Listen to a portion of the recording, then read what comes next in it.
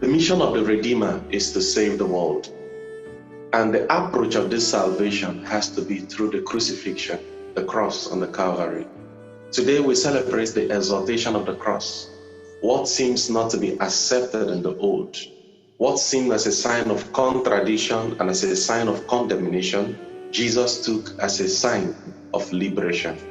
Today we celebrate the exaltation of the cross, that on the cross that Jesus died became a picture of a plus instead of a sign of negation. And this celebration, as we rightly see from our first reading from the book of Numbers, you could see the people complained. The people were so angry with Moses that they felt that why will Moses bring them out here to die? They preferred to have remained in Egypt.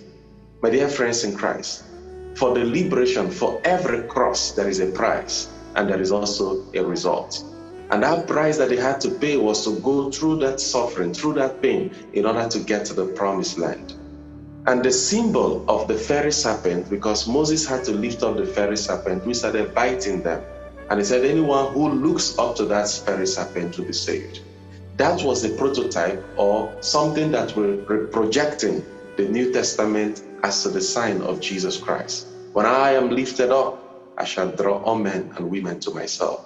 That sign, which was prefigured in the Old Testament as a fiery serpent, became the sign that was in the New Testament that Jesus would be hung on the tree. It is also important for us to realize the fall of man through disobedience happened in the garden. In that garden of Old Testament where Adam and Eve were deceived by the serpent, they ate from the forbidden fruit. And because of that, they were cursed. Their sin came from the tree. And it was also necessary and important that for them to be liberated and for us to be liberated, what happened in the garden, Jesus is now taking away that mistake that happened in the garden to pick up the same tree, the wood of the tree. Remember, he died on the wood of the tree. Jesus had to now carry that tree. The same tree in the new dispensation, Jesus on the stations of the cross carried that tree. It means that Jesus is taking back that tree to the original spot where it belongs, which is the spot of redemption and the spot of freedom.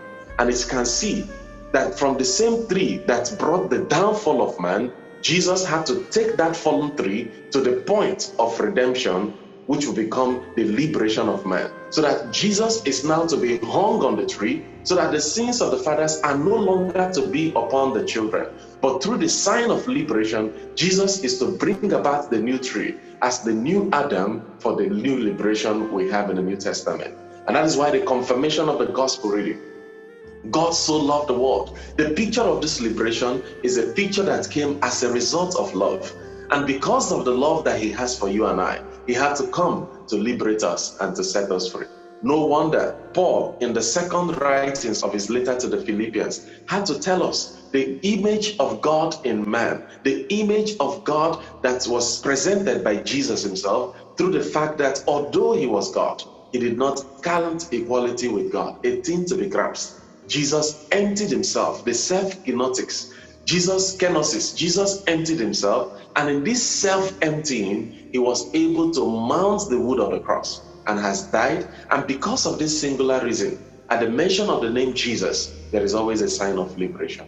Friends in Christ, what are you dealing with now as your cross? What are you dealing with now as your challenges? We need to take everything and fix our gaze on Jesus. As long as we keep looking on Jesus, it doesn't matter what the name of our problems may be. It could be your health, it could be your finances, it could be your home, it could be your work, whatever it is. Look always on Jesus. Do not look on the problem. Fix your gaze in Jesus. He said, when I am lifted up, I will liberate them. Let us fix our gaze in Jesus on that cross of Calvary. Let us submit our loads and our worries on Calvary. Let us believe that through the cross, through the sign of liberation, God will definitely also liberate us. We pray in this Mass that through the gift of the exaltation of the cross, we thank Jesus for dying for us. We thank him for giving out his best in order to save us. As we continue to share in these blessings, we are confident that his grace, his blessings, and his mercy will be permanent upon us through Jesus Christ, our Lord. Amen.